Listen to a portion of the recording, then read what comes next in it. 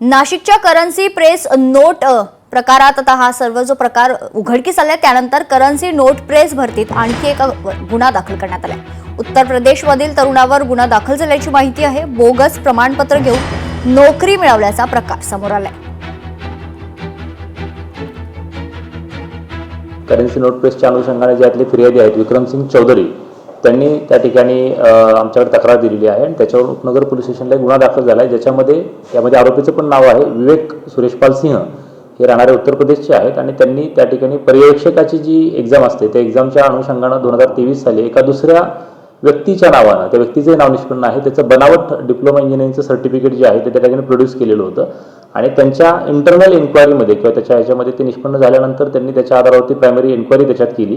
ते बनावट प्रमाणपत्र सादर करून ती नोकरी मिळवल्याबद्दल आणि शासनाची तसेच त्यांची देखील फसवणूक केल्याबद्दल एक गुन्हा दाखल केलेला आहे।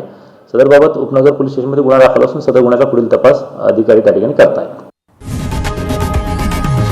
लोकशाही मराठी ऐका, पहा, जागरूक रहा।